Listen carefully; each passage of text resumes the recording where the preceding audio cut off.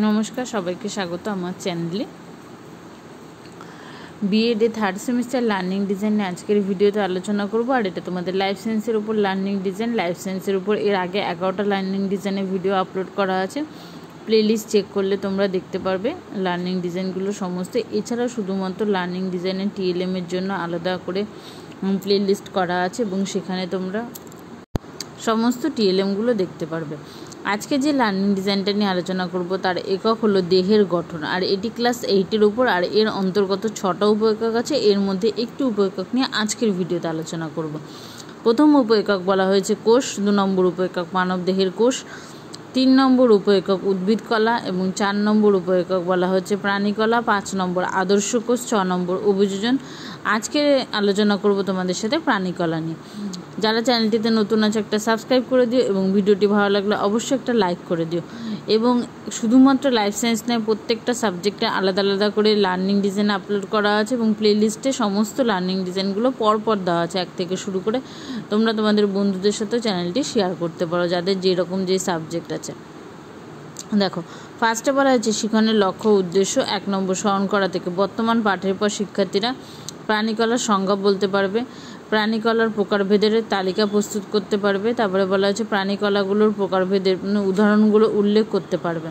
2 নম্বর বলা হয়েছে অনুধাবন করা। বর্তমান পাঠের পর শিক্ষার্থীরা প্রাণীকলার প্রকারভেদগুলোর মধ্যে মূল পার্থক্য নিরূপণ করতে পারবে। এটি ধারণাগত জ্ঞানের মধ্যে পড়ে। তারপরে বলা হয়েছে প্রাণীকলার গুরুত্ব ব্যাখ্যা করতে পারবে, এটাও ধারণাগত জ্ঞানের মধ্যে পড়ে। 3 নম্বর বলা হয়েছে প্রয়োগ করা। বর্তমান পাঠের পর শিক্ষার্থীরা প্রাণীকলার প্রকারভেদগুলোর মধ্যে সবথেকে প্রয়োজনীয় কোনটি তা নির্দিষ্ট করতে পারবে। এর পরবর্তীতে বলা হয়েছে যে প্রাণীকলাগুলোকে কাজের ভিত্তিতে গুরুত্ব অনুসারে পরপর সাজাতে পারবে। প্রয়োগ করার পরবর্তী পয়েন্ট হলো বিশ্লেষণ করা। বিশ্লেষণ করা থেকে কী জিনিস জানতে পারবে। প্রথমে দেখো 1 নম্বরে কি বলা হয়েছে, প্রাণীকলাগুলোকে কাজের গুরুত্ব অনুসারে অবস্থান অনুযায়ী কাজ বিশ্লেষণ করতে পারবে। তারপরে বলা হয়েছে যে প্রাণীর বেঁচে থাকার জন্য প্রাণীকলার গুরুত্ব কী সেই সম্পর্কিত সিদ্ধান্ত গ্রহণ করতে পারবে। বিশ্লেষণের পরবর্তী পয়েন্ট হলো মূল্যায়ন করা। মূল্যায়ন থেকে কী কী জিনিস জানতে পারবে। প্রথমে বলা হয়েছে প্রাণীর জীবনধারণের জন্য প্রাণীকলার অবদান স্থির করতে পারবে। তারপরে বলা হয়েছে যোগ কলা বাদ দিলে প্রাণীর কী অসুবিধা হবে তা অনুধাবন করতে পারবে। এর পরবর্তী পয়েন্ট 6 নম্বর পয়েন্ট সৃজন করা। সৃজনের থেকে কি বলা হয়েছে প্রাণীকলা সংক্রান্ত একটি মডেল তৈরি করতে সক্ষম হবে। তারপরে বলা হয়েছে প্রাণীকলার গুরুত্ব শিক্ষার্থীরা সুলভ প্রাকৃতিক ঘটনাবলীর মাধ্যমে প্রদর্শন করতে পারবে। এর পরবর্তী পয়েন্ট হলো পাঠের প্রেক্ষিতে শিক্ষার্থীদের বিশ্লেষণ। বর্তমান পাঠের প্রেক্ষিতে শিক্ষার্থীদের সাধারণ বৈশিষ্ট্যাবলী এবং প্রারম্ভিক আচরণ সুনিশ্চিত করার জন্য শিক্ষক বা শিক্ষিকা নিম্নলিখিত প্রশ্নগুলো করবেন। 1 নম্বর প্রাণীকলা না থাকলে প্রাণীদের কোন কোন শারীরবৃত্তীয় প্রক্রিয়া ব্যাহত হতো। 2 নম্বর বলা হয়েছে আবরণী কলা ও পেশিকলার দুটি পার্থক্য বলো। 3 নম্বর বলা হয়েছে সংবহনে কোন কলা কাজে লাগে। 4 নম্বর রক্তকে যোগ কলা বলে কেন। আর এরপরে ভর্তি পয়েন্ট হলো শিখন সহায়ক উপকরণের প্রস্তুতি ও নির্বাচন। সাধারণ উপকরণ হিসাবে চক, ডাস্টার, ব্ল্যাকবোর্ড, বিষয়বস্তু সম্পর্কিত বিভিন্ন পাঠ্যপুস্তক এবং সহায়ক গ্রন্থ।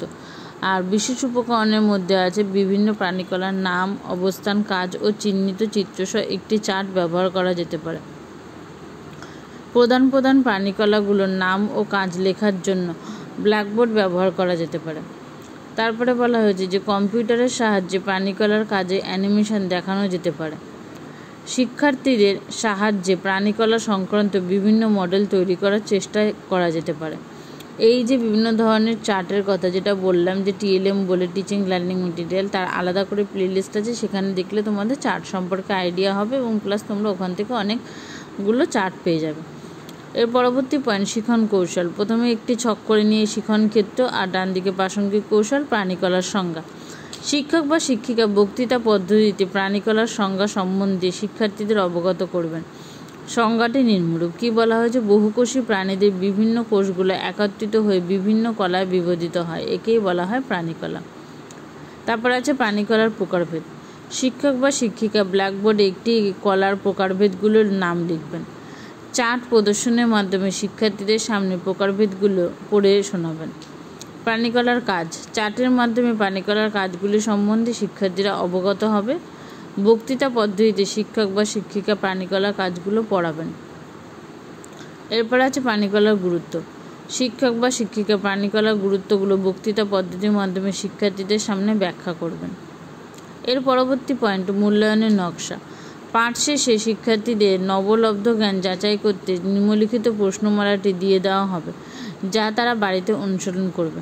1 নম্বর, প্রাণীকলার সংজ্ঞা দাও। 2 নম্বর বলা হচ্ছে প্রাণীকলার মধ্যে পেশিকলাকে স্বাদ অপসারণ করলে প্রাণীদের দেহে কী পরিবর্তন হবে। 3 নম্বর বলা হয়েছে প্রাণীকলাগুলোর মধ্যে কোনটি সংবহনে সাহায্য করে। অধিজ্ঞানগত প্রয়োগ এটা। 4 নম্বর, যোগকলা ও পেশিকলার মধ্যে মূল পার্থক্য কী কী। 5 নম্বরে শূন্যস্থান পূরণ করো। এ, অঙ্গ প্রত্যঙ্গকে সঞ্চালন করার জন্য ড্যাশ কলা সাহায্য করে। বি বলা হয়েছে ড্যাশ কলা বহিঃকঙ্কাল গঠন করে। এবং লাস্ট পয়েন্ট, সংশোধনী পাঠের দুর্বলতা। শিক্ষার্থীদের কোনো অংশ বুঝতে অসুবিধা হলে শিক্ষক মহাশয় সেটা পুনরায় সংশোধনী করবেন এবং তাদের বোঝাবেন। এই পর্যন্তই ছিল সম্পূর্ণ লার্নিং ডিজাইনটি। এর পরবর্তী লার্নিং ডিজাইন নিয়ে নেক্সট ভিডিওতে আবার তোমাদের সাথে আলোচনা করব। ভিডিওটি ভালো লাগলে অবশ্যই একটা লাইক করে দিও। চ্যানেলটিতে নতুন হলে সাবস্ক্রাইব করে দিও।